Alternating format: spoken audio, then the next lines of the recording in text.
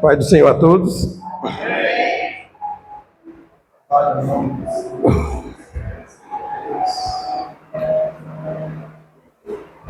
Salmo capítulo 1.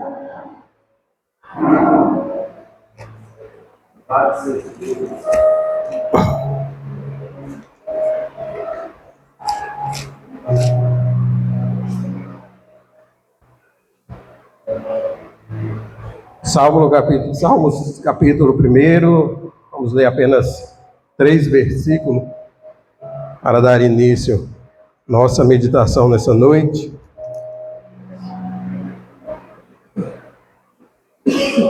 Amém? Bem-aventurado o homem que não anda segundo o conselho dos ímpios, nem se detém no caminho dos pecadores, nem se assenta na roda dos escarnecedores.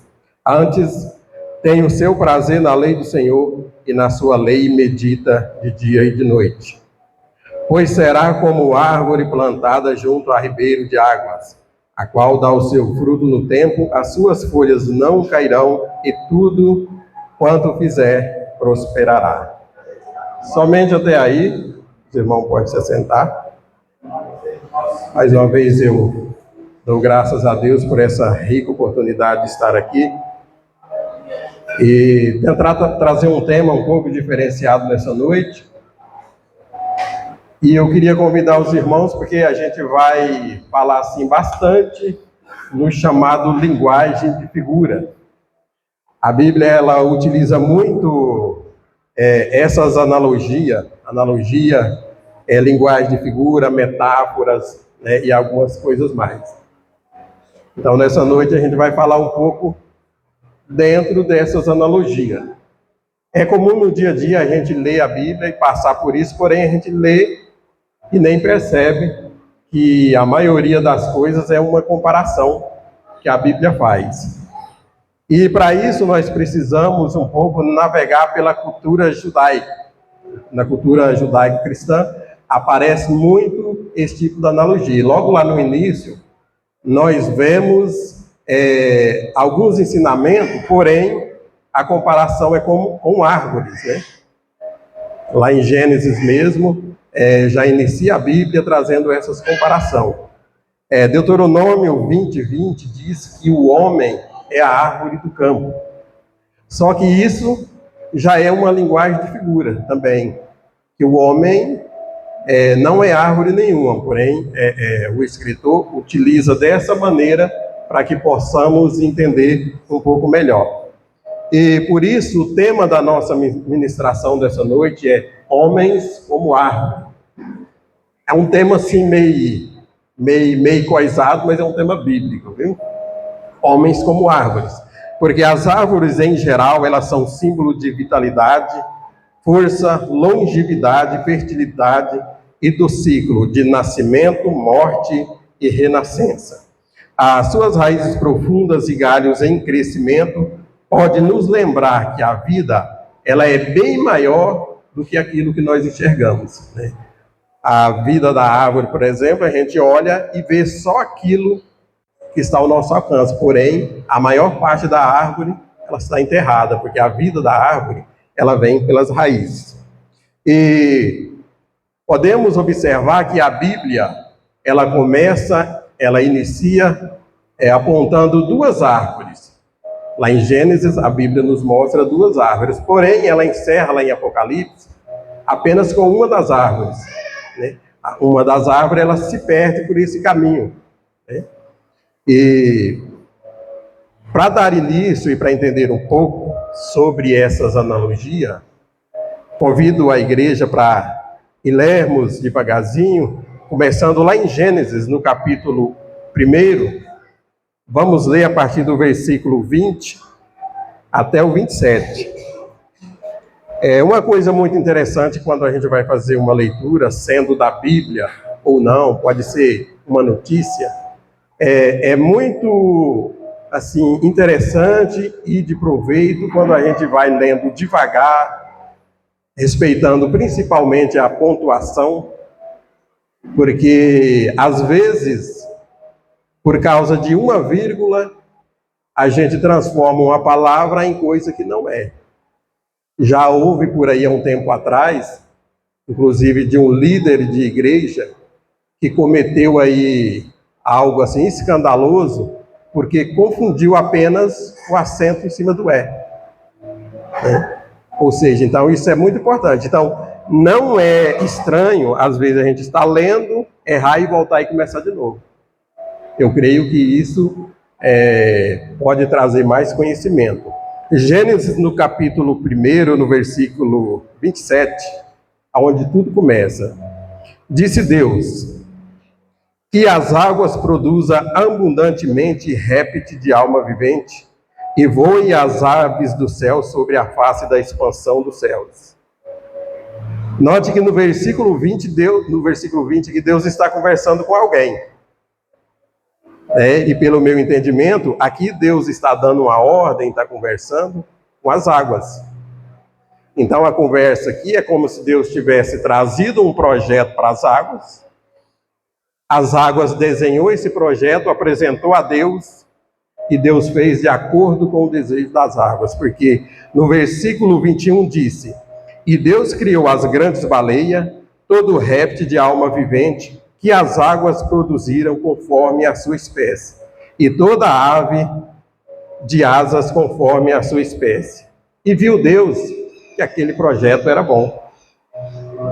Então, no primeiro bate-papo aqui, Deus está conversando com a água, mas no 24, Deus já muda o seu ouvinte. E disse Deus à terra. Ele deu ordem primeiro às águas, conversou com as águas, e agora vai conversar com a terra. Produza a alma vivente de acordo com sua espécie, gado, répteis e feras da terra conforme a sua espécie. E assim fez. Nessa segundo bate-papo, Deus está conversando com a terra, Deus traz um projeto, a terra apresenta a Deus, e no versículo 25, e Deus fez as feras da terra conforme a sua espécie, gado conforme sua espécie, e todo o réptil da terra conforme sua espécie. Deus produziu tudo isso e viu que era bom. Mas depois de Deus bater um papo com a terra, dar uma ordem à terra, dar uma ordem às águas, Deus continua conversando. E esse mesmo Deus, ele diz, agora façamos o homem a nossa imagem e a nossa semelhança. Note que a conversa aqui é entre três seres. Um ser espiritual, um ser terreno e as águas. Porém, antes de Deus dar as ordens à terra de produzir alma vivente, no versículo 11 e 12, ele já tinha dado a ordem à terra, mas já não era para produzir alma vivente. Era para produzir algo que não tinha alma. Era árvores de semente, de frutos. E depois que a terra produziu, é que daí sim ela veio produzir animais de alma vivente. Então, e disse Deus no versículo 26, façamos o homem conforme a nossa imagem e a nossa semelhança. E esse homem, que seria conforme a imagem e a semelhança, eu creio aqui que a conversa é entre Deus, a terra e a água, este homem iria dominar sobre todos os animais produzidos pela água e sobre todos os animais produzidos pela terra. Só que para construir o homem, Deus precisava colocar nele a essência da água e a essência da terra, para ele ter domínio sobre esses seres. Para isso, era necessário o homem ser formado dessa matéria. Então o Senhor Deus pegou o barro e construiu ali o boneco, o homem, o Adão. Porém, esse homem só tinha as duas essências, da água e da terra. Não tinha vida, não tinha alma. E para ele ter vida, ele precisava da essência de Deus. Então, em Gênesis 2:7, mostra a maneira que Deus fez o homem. E formou o Senhor Deus o homem do pó da terra. Soprou em suas narinas o fôlego da vida. O homem, então, tornou alma vivente. Da mesma maneira que os animais feitos pela água e pela terra eram de alma vivente, para esse homem dominar sobre esses animais, ele deveria ter essa essência. Então, criou Deus a sua imagem, a imagem de Deus o criou. Durante aqui essa minha colocação, se alguém quiser acrescentar alguma coisa, uma dúvida, uma crítica, pode ficar à vontade. Estamos aqui para aprender juntos. Não estou aqui ensinando ninguém, pelo contrário, estou aprendendo. Em Gênesis 2, no versículo 8, ora, o Senhor Deus tinha plantado um jardim no Éden para o lado leste, e ali colocou o homem que formara. Então o Senhor Deus fez nascer do solo todo tipo de árvores agradáveis aos olhos e boa para alimento. E no meio desse jardim estavam a árvore da vida e a árvore do conhecimento do bem e do mal. Note que no versículo 8, esse jardim que Deus plantou no Éden, que era bom para alimento, era bom para matar a fome do homem que lá estava. No versículo de número 9, então o Senhor Deus fez nascer do solo todo tipo de árvores agradáveis aos olhos, árvores frutíferas. Versículo 16, ordenou o Senhor Deus ao homem. Nesse momento, o homem já estava no jardim, dizendo, de toda a árvore dos jardins comerás livremente. Ou seja, o homem não iria passar fome, pois ele tinha alimento que brotava da terra. Versículo 17, mas do fruto da árvore do conhecimento do bem e do mal, dela não comerás, porque no dia em que dela comerdes, certamente morrerá. Quando a gente pensa um pouco sobre esses dois tipos de árvore, uma árvore que dava alimento, a outra árvore, o alimento dela era conhecimento do bem e do mal. Então a pergunta ou a dúvida é, que tipo de árvore seria essa, que quando a gente alimenta, não enche a barriga? O que gera em nós seria conhecimento, seria saber o que é certo, o que é errado. Então não seria este um alimento, um fruto daquelas árvores que brotaram da terra. Seria um outro tipo de fruto. Existe uma cultura por aí que diz que essa árvore seria maçã, né? Mas maçã não é, porque a gente come maçã direto e nada muda, né? Então, no meu ver, o conhecimento aqui, o discernimento, algumas traduções traz conhecimento do bem e do mal, outras traduções diz que seria a árvore da ciência, né? Que seria a ciência de saber o bem e o mal. Então, na minha concepção aqui, a árvore do conhecimento é a capacidade de entendimento, é o poder da escolha, é o ato da obediência ou desobediência. Seria o despertar da consciência. E aí, Deus dá essa ordem ao homem numa linguagem assim um pouco confusa. Porém, lá em Marcos, no capítulo 4, versículo 12, Jesus também falava dessa maneira. Porque muita das pessoas, ela não pode receber completamente a informação, né? Porque senão ela mete os pés pelas mãos. Então, por isso que lá Jesus, às vezes, falava muitas vezes por parábolas. E aí os seus discípulos indagavam, Senhor, por que é que o Senhor fala por parábolas? Ele fala, é que para muitos, vendo, veja, mas não perceba. E para outros, ouvem e não entenda. Para que neles, não gera o arrependimento. Ou seja, esses não foi posto para entender. E este não pode buscar o entendimento. Porque o dia que entende, não aceita, né? Pode ser algo que Deus falou, ouviu, mas não aceita de jeito nenhum. Então, esse fruto, o fruto do conhecimento do bem e do mal, seria um tipo de fruto, que é o único fruto que a Bíblia cita. E neste mesmo único fruto, teria 2 sabores.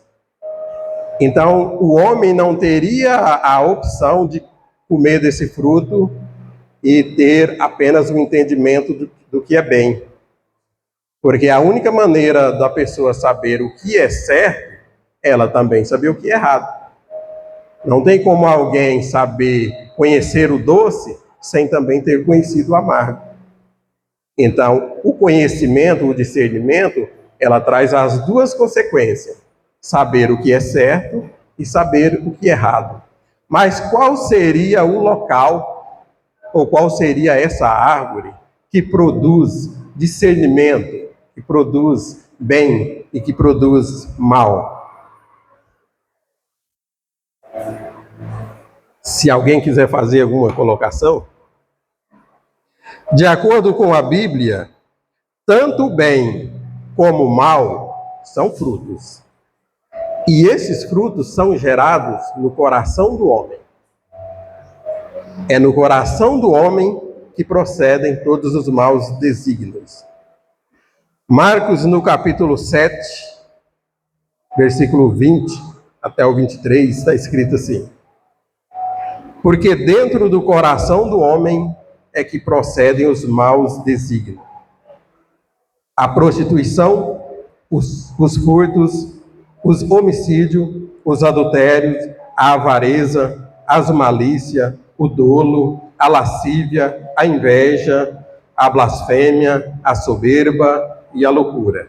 Tudo isso é produzido, é um fruto do mal e que é produzido no coração do homem. Só que essa palavra que a Bíblia traz como coração, nós também sabemos que não é no coração. Se refere à consciência humana.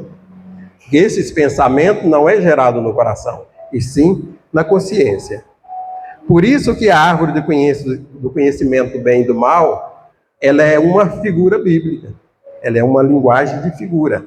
E ela simboliza livre-arbítrio. Seria o poder da escolha. É o poder de decidir se quer obedecer a Deus ou desobedecer. Então, quando a Bíblia nos fala em árvores, a maioria das vezes que aparece essa palavra árvore, se refere aos seres humanos, se refere ao homem.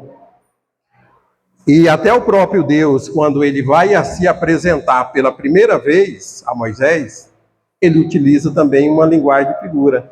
Ele utiliza uma árvore. Êxodo, no capítulo 3, vou ler aqui 4 versículos para entender um pouco Deus aparecendo ao homem e utilizando a árvore para trazer alguma explicação. E apacentava Moisés o rebanho de Jetro, seu sogro, sacerdote em Midian, e levou o rebanho atrás do deserto, e chegou ao monte de Deus, a Horebe. Apareceu-lhe o anjo do Senhor em uma chama de fogo do meio de uma sarça. E olhou, e eis que a sarça ardia no fogo, e a sarça não se consumia. E Moisés disse: agora me virarei para lá, e verei essa grande visão. Por que a sarça não se queima?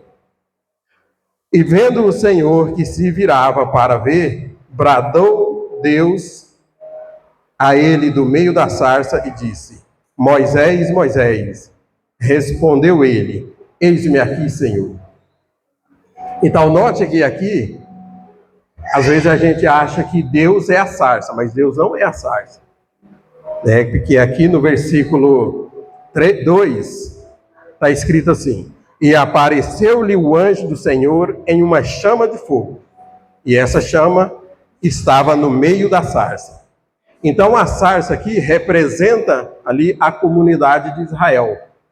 A sarça ali tinha um significado. A chama de fogo era Deus protegendo aquele povo de Israel, porque o fogo queimava, e a sarça não se consumia.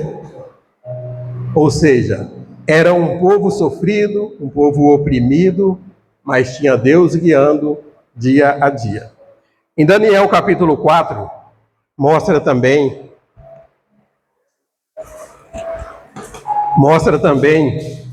uma árvore meio diferente. Daniel no capítulo 4, versículo 10, é escrito assim: Eis, pois, as visão da minha cabeça. É o rei conversando com Daniel. Eis, pois, as visão da minha cabeça. Estando eu em minha cama, eu estava assim olhando, e vi uma árvore do meio da terra, cuja altura era grande. Crescia essa árvore e se fazia forte, de maneira que a sua altura chegava até o céu, e era vista até aos confins da terra. Sua folhagem era formosa, o seu fruto abundante. Havia nela sustento para todos, debaixo dela os animais do campo achavam sombra, e as aves do céu faziam morada nos seus ramos, e toda a carne se mantinha nela. Note que o rei, explicando para Daniel o seu sonho, ele está contando uma visão de uma árvore. Porém, quando Deus revela a Daniel, não se trata de árvore nenhuma. No versículo 22, depois que Daniel recebe a revelação de Deus, ele diz ao rei: essa árvore és tu, ó rei, que cresceste e fizeste forte. A tua grandeza cresceu de tal modo e chegou até o céu, e o teu domínio até a extremidade da terra. Esses pouquinho versículo aqui eu trouxe para a gente entender um pouco sobre, eu acredito que procurei a respeito, mas a gente não acha muita coisa a respeito. Lucas, no capítulo 6, versículo 43 ao 45. Jesus aqui está mostrando aquilo que o homem é por dentro. Também é uma analogia, uma linguagem de figura, que aquilo que o homem é por dentro, ele acaba de uma forma ou de outra se revelando por fora. Jesus disse: toda árvore é reconhecida por seus frutos. Ninguém colhe figos de espinheiro, nem uvas de ervas daninhas. O homem bom tira coisas boas do bom tesouro que está no seu coração, e o homem mau tira coisas más do mal que está em seu coração, porque a sua boca fala daquilo que o coração está cheio. Note que Jesus não trabalhava com árvore. Ele não era formado, não sei se é botânica que chama. Então o assunto aqui se refere a pessoas, a homens, que cada um pela boca expressa tudo aquilo que está guardado no seu coração. Esses são os frutos. Então Jesus sempre usava uma linguagem de árvore para mostrar que cada um consegue mostrar o seu caráter através das suas atitudes. Entendemos até aqui que a árvore, no caso, é o homem, e o fruto é aquilo que produzimos no nosso interior, seja na nossa consciência. Porém, o bem, ele é um tipo de fruto que só pode ser produzido pela presença do Espírito Santo. Ninguém pode dizer que é bom por si só. Porque se o homem ele não for espiritual, ele não consegue produzir fruto do bem.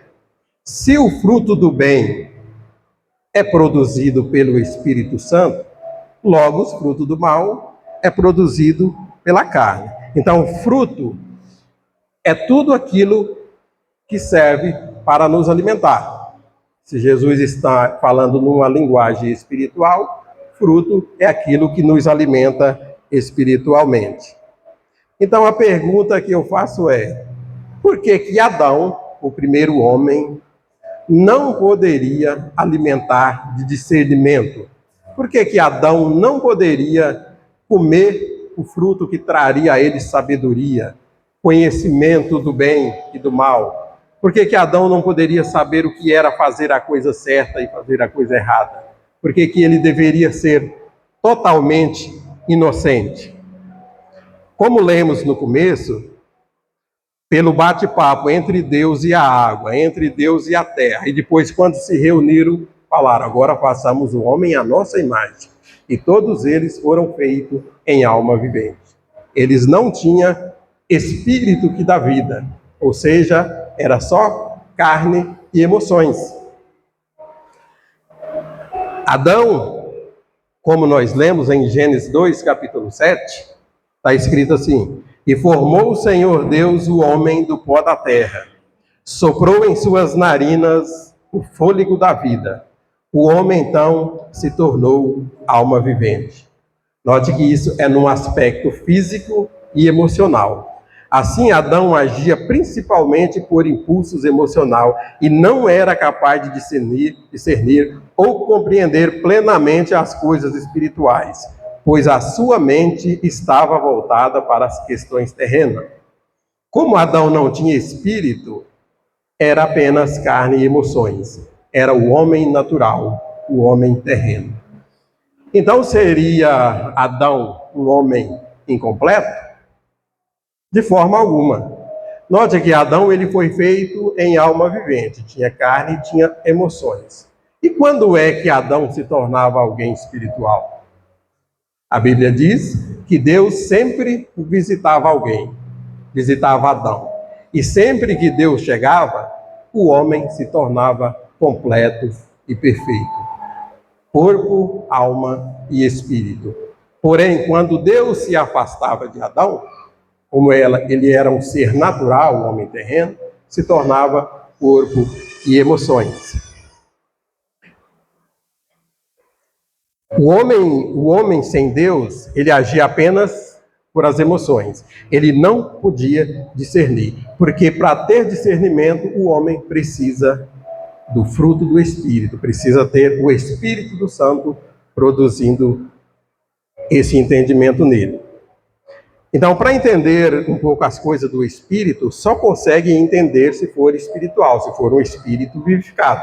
Adão começou, então, a deixar de lado o seu propósito, aquilo que Deus tinha feito ele para ser, e começou a cobiçar algo que ele não suportaria. Porque Deus fez cada um com um propósito. Às vezes a gente entende o nosso propósito, mas não quer aceitar. E aonde a gente mete os pés pelas mãos. Porque essas coisas de Deus, quando a gente não entende as coisas espirituais, porque para o homem parece loucura. E a vontade de Adão não era fazer aquilo na qual ele foi feito. Era ser igual a Deus. Gênesis capítulo 3, versículo 1. Ora, a serpente era mais astuta que todos os animais do campo que o Senhor Deus tinha feito. Essa disse a mulher: é assim que Deus diz? Não comereis de toda a árvore do jardim? Disse a mulher, a serpente: do fruto da árvore do jardim comeremos, mas do fruto da árvore que está no meio do jardim, disse Deus, não comereis dele e nem tocareis nele, para que não morrais. Então a serpente disse à mulher: certamente não morrerás. Note que no versículo 3, até a mulher já muda a ordem de Deus. O que Deus disse foi: não comereis do fruto. Aqui ela disse: não pode comer e nem pode tocar. Ou seja, o propósito já começou a mudar. No versículo 4, disse a serpente: porque Deus sabe que no dia em que dele comerdes, se abrirão os vossos olhos. Se trata do entendimento. E sereis como Deus. Sereis como Deus em que aspecto? Vivendo eternamente. Mas aqui diz que você será como Deus apenas em um aspecto. Sabendo o que é bem e sabendo o que é mal. A morte, eles não iriam se livrar. Porém, aqui no versículo que lemos, Gênesis 3:1, a serpente era a mais astuta dos animais do campo que o Senhor Deus tinha feito. Lá no início da criação, nós lemos que Deus fez apenas um animal, que foi o animal feito do barro. Deus pegou do pó da terra e fez o homem. Aqui em Gênesis, versículo 3, primeiro, apresenta mais um animal. Ora, a serpente era a mais astuta dos animais do campo que o Senhor Deus tinha feito. E foi esse animal que o Senhor Deus tinha feito, que disse à mulher: é assim que Deus disse, não comereis de toda a árvore do jardim? Não vou entrar na metáfora da serpente hoje, porque da mesma maneira que é difícil de entender, também é difícil de explicar, mas quem sabe nas próximas ministrações. Esse animal era um animal que tinha astúcia. De acordo com o dicionário, astúcia é uma característica mental ou comportamental. É a habilidade de agir com esperteza, sagacidade, muitas vezes de forma estratégica ou até enganosa para alcançar um objetivo. Biblicamente, a astúcia é a capacidade de agir com esperteza, sagacidade e engano. Pode ser usado de forma positiva, como prudência, inteligência prática, ou negativa, que é para enganar e manipular. Em Mateus capítulo 16, versículo 10, está escrito assim: Jesus falou: eis que eu vos envio como ovelha ao meio de lobos. Aqui também é apenas uma analogia, né? Porque não era ovelha e nem era lobos, ele disse. Portanto, sedes inofensivos como as pombas e prudentes como a serpente. Então, prudência como a serpente, agir biblicamente nesse sentido, é agir com sabedoria, com discernimento e cuidado, evitando armadilhas e sabendo se proteger sem perder o foco da missão. Inofensividade, como as pombas, é manter a pureza, a paz, a integridade, sem recorrer à violência ou malícia, mesmo diante da oposição. Então, aqui nós podemos conjecturar que a serpente se trata da natureza humana. É a natureza humana que contém astúcia, igual está escrito aqui. Então, note depois que a mulher teve esse bate-papo com a serpente, que ela foi ali enganada, até a visão dela sobre o conhecimento mudou. Gênesis 3, versículo 6. E viu a mulher que aquela árvore era boa para se comer e agradável aos olhos e desejável para dar entendimento. Tomou do seu fruto para comer e deu também ao seu marido e ele comeu junto com ela. Note que aqui eles já fizeram um acordo em comer desse fruto. Então, foram abertos os olhos de ambos. E nesse momento, receberam entendimento. Perceberam que estava nu. Foi o primeiro entendimento que eles tiveram. Já sentiram logo de cara, sentiram vergonha. Os olhos do corpo se abriram, mas os olhos espirituais, nesse momento, se fecharam. Não é que eles receberam mais entendimento ou ele se tornou igual a Deus. Pelo contrário, nesse momento eles perderam a inocência. Disse Deus a Adão, a ordem de Deus foi: no dia que você comer do fruto do conhecimento, com certeza tu vai morrer. Mas nós sabemos que só é possível acontecer a morte na carne. Só alguém que é carnal que pode morrer, porque alguém espiritual, espírito não morre. Porque a morte, ela só pode ser manifestada no corpo. Com a desobediência, começou a gerar em Adão todas as manifestações da carne. A partir daí, Adão só produziu frutos carnais. Porque para obedecer a Deus, a obediência, a única maneira da gente dizer que é obediente é pelo Espírito. Sem o Espírito, a carne mesmo jamais vai obedecer a Deus. E com a desobediência começou a gerar em Adão todos os frutos do mal que é gerado pela carne. Gênesis 3:8. Então, na viração do dia, Deus veio ao encontro de Adão. Adão, ouvindo a voz do Senhor, se escondeu, teve medo. Mas medo é um fruto gerado por alguém carnal ou por alguém espiritual? O medo só é gerado pela carne. Disse Deus: onde tu está? Respondeu Adão: ouvi a tua voz e temi porque eu estava nu. Adão pela primeira vez sentiu vergonha. Mas vergonha também é um fruto produzido pela carne. Então disse Deus a Adão: quem te mostrou que estava nu? Acaso comesse do fruto que eu ordenei que não comesse? Disse Adão: a mulher que tu me deste mentiu. Mentira é um fruto produzido pela carne. Se Adão tivesse o espírito, ele não ia mentir, pelo contrário, ele ia se arrepender. Então Deus dá a sentença à mulher: com dor dará luz a filhos. O seu prazer será para o teu marido. E ao homem ele disse: tu lavrarás a terra e comerás do suor do teu rosto. E aos dois ele disse: porém inimizade entre as duas descendências. Então todas as manifestações que acontecem aqui são tudo isso produzido pela carne humana. Não existe nenhuma manifestação espiritual, porque Deus já não estava mais presente com Adão. Por isso, não era possível produzir frutos do bem. E tudo isso só aconteceu porque Adão era uma árvore natural, sem entendimento. Quando nós não temos o discernimento para entender, até a palavra nos prejudica, né? Eu já visto que muitas vezes a gente ouve alguma pregação, em vez de sair edificado, sai machucado. Por quê? Porque faltou nesse momento um discernimento. Porém, quando se tem o Espírito, acontece também uma guerra diária. Uma pessoa espiritual também não é tudo de bem na vida dela. Acontece uma guerra do Espírito contra a carne. A maior luta que existe entre uma pessoa espiritual não vem de fora, ela vem de dentro. É a luta carnal que acontece no dia a dia. Em Gálatas, no capítulo de número 5, vamos entender um pouquinho dos frutos do bem e do mal.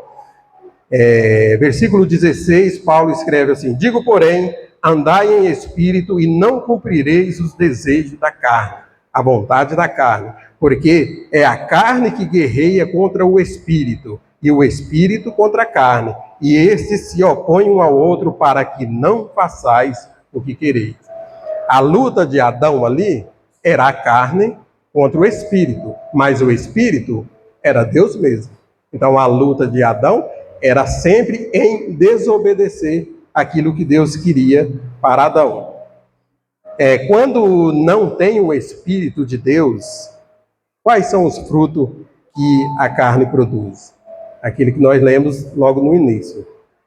E esse fruto da carne, no versículo 19, porque os frutos da carne são manifestos, são os quais são adultério, fornicação, impureza, lascívia, idolatria, feitiçaria, inimizade, porfias, imulações, iras, peleja, dissensões, heresia, inveja, homicídio, bebedice, glutonarias e coisas semelhantes a essa, acerca das quais vos declaro, como já antes vos disse, que os que cometem tais coisas não herdarão o reino de Deus. No primeiro fruto produzido pela carne, aqui diz que é o adultério. Porém, às vezes, quando a gente fala em adultério, a gente só leva, assim, pela a conjugação de homem e mulher. Mas adultério é tudo aquilo que deixa o seu estado natural. Adão, o primeiro fruto que gerou foi o adultério, pois ele deixou o seu estado natural, que era para ser ali alguém que sempre teria a presença de Deus, ele adulterou esse estado natural que seria. Paulo, em Gálatas, no capítulo 5, ele mostra como é uma vida cheia do Espírito, uma vida que produz fruto, caráter, transformação, evidência espiritual. Mas quando nós vamos para Mateus 21, versículo 18, ele já nos mostra, Jesus nos mostra ali o outro lado da moeda. O homem, ele não é capaz de discernir, ele é uma árvore que tem folha, mas não tem fruto. O homem espiritual, ele discerne bem todas as coisas. Mas o homem que não é espiritual, Jesus faz uma analogia como as árvores. Mateus 21, 18. De manhã cedo, quando voltava para a cidade, Jesus teve fome. Vendo uma figueira à beira do caminho, aproximou-se dela, mas nada encontrou, a não ser folhas. Então lhe disse: nunca mais dê fruto. Imediatamente a árvore secou. Ao verem isso, seus discípulos ficaram espantados e perguntaram: como a figueira secou tão depressa?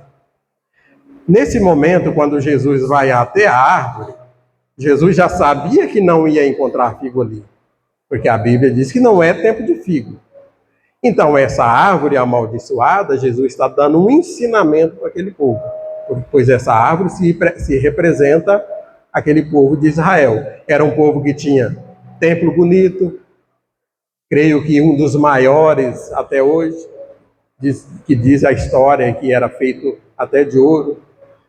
Tinha alguma coisa que representava a presença de Deus ali, mas o principal, que era frutos, eles não tinham. Fruto de justiça, de misericórdia, de fé. Então, aquela figueira, nesse momento, não se trata apenas de uma árvore, se trata de uma lição para o povo de Israel. Alguém quer fazer uma colocação, pastor Renato? Está ótimo.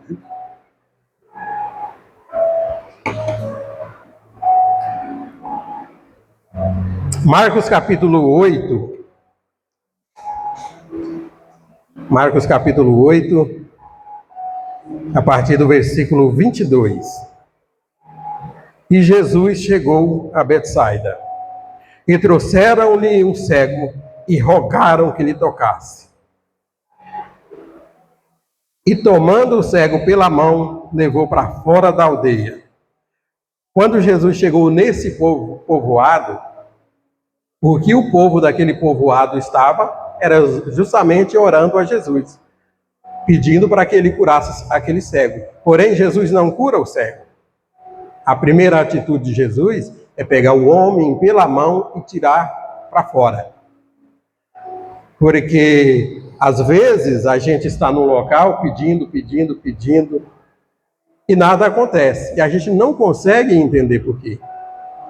Porém, até as pessoas que nos rodeiam, ela influencia na manifestação de Deus em nossa vida. Aquele homem, ele não poderia ser curado dentro da aldeia. Então, a primeira atitude de Jesus é pegar o homem pela mão e levar para fora da aldeia. E lá fora da aldeia, Jesus tocou. E cuspindo nos olhos, Jesus perguntou: você vê alguma coisa? A resposta do homem: e ele, levantando os olhos, disse: eu vejo o homem como árvores que anda. O pedido do povo era para que ele seja curado. Jesus tocou, ele foi curado, mas em seguida Jesus cuspiu. Ou seja, Jesus está mostrando para aquele homem que até o pedido que aquele povo estava fazendo para ele estava carregado de alguma coisa. É querer ver Deus, buscar a Deus, mas não conseguir ver direito. Às vezes a gente busca a Deus, mas sempre coloca algo intermediário entre a nossa fé e Deus. Às vezes é um ritual, né? Às vezes é qualquer outro tipo de situação. Antigamente, não sei se hoje ainda acontece, mas o povo buscava a Deus e só acreditava que seria curado se bebesse um copo d'água logo em seguida. Ou seja, tinha alguma coisa ali impedindo aquele povo, aquele homem de ver direito. Então Jesus, cuspindo nos olhos, perguntou: você vê alguma coisa? Ele disse: eu vejo homens como árvore que anda. Betsaida, o lugar que Jesus tirou aquele homem, era um povo incrédulo, um povo sem compaixão, sem misericórdia, interesseiro. Aquele homem jamais poderia receber uma cura no local que ele estava. Quando Deus quer fazer algo na nossa vida, às vezes, sempre acontece alguma coisa para que você saia do lugar que você está. Às vezes é o lugar que você está impedindo de um milagre acontecer. Depois disso, no versículo 25, Jesus tornou a pôr-lhe as mãos sobre os olhos, e a sua visão foi restaurada completamente. Então Jesus perguntou: e agora, o que você vê? Note que agora Jesus tocou naquele homem, já não era mais pelo pedido daquele povo da aldeia. Jesus tocou pela misericórdia dele mesmo. Então agora já era um milagre sem nenhum tipo de ritual. E só depois daí o homem respondeu: agora eu vejo perfeitamente. Mas sem nenhum tipo de ritual, sem guspe, aquele homem estava vendo quem?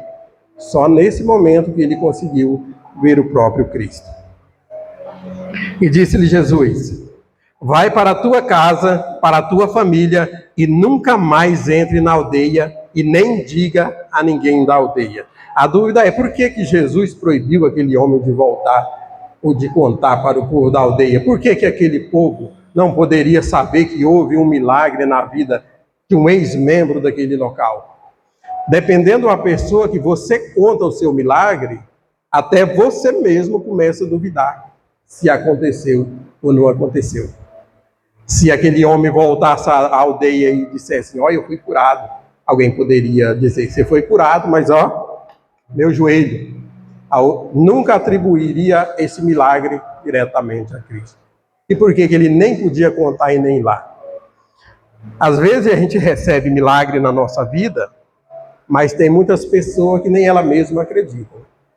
Haja vista que existe vários testemunhos de pessoas que foi curada, mas ela só tem certeza que foi curada quando ela procura o médico, faz um exame e anda com o exame debaixo do braço ainda. Ou seja, nem a própria pessoa tem a capacidade ou tem a fé suficiente para dizer que foi curada.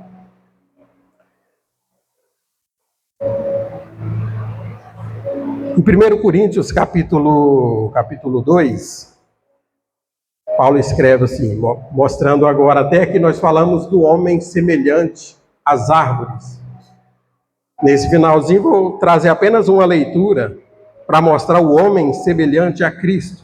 1 Coríntios 2, versículo 6. Todavia falamos entre os perfeitos, não porém a sabedoria deste mundo, nem a sabedoria dos príncipes deste mundo que se aniquila, mas falamos a sabedoria de Deus oculta em mistério, a qual Deus ordenou antes do século para a nossa glória, o qual nenhum dos príncipes deste mundo conheceu, porque se a conhecesse, nunca crucificaria o Senhor da glória. Mas como está escrito, as coisas que o olho não viu e o ouvido não ouviu e não subiram ao coração do homem são as coisas que Deus preparou para os que ama. Mas Deus revelou a nós pelo seu Espírito, porque o Espírito penetra todas as coisas até a profundeza de Deus. Porque qual dos homens sabe as coisas do homem, senão o Espírito do homem que nele está? Assim também sabe as coisas de Deus. Assim também ninguém sabe as coisas de Deus, senão o Espírito de Deus. Mas nós não recebemos o Espírito do mundo, mas recebemos o Espírito que procede de Deus, para que pudéssemos conhecer o que nos é dado gratuitamente por Deus, os quais também falamos, não com sabedoria humana, mas com as que o Espírito Santo ensina, comparando as coisas espirituais com as espirituais. Ora, o homem natural não compreende as coisas do Espírito de Deus, porque lhe parece loucura, e não pode entendê-las, porque elas se discernem espiritualmente. Mas o que é espiritual discerne bem tudo, e ele de ninguém é discernido. Porque quem conheceu a mente do Senhor para instruí-lo? Mas nós temos a mente de Cristo. Lá no jardim, a árvore do conhecimento não era apenas algo no jardim, era a revelação da própria natureza humana. A árvore do conhecimento revela que Adão carregava dentro de si liberdade, consciência e responsabilidade diante de Deus. A árvore do conhecimento nos lembra que o ser humano ele foi criado com liberdade e responsabilidade, mas também com propósito. E a pergunta que eu quero fazer para encerrar é: se até aqui deu a entender que Adão seria a árvore do conhecimento, e a árvore da vida, quem seria? Por hoje é só, e desde agora eu agradeço a minha oportunidade, em nome de Jesus.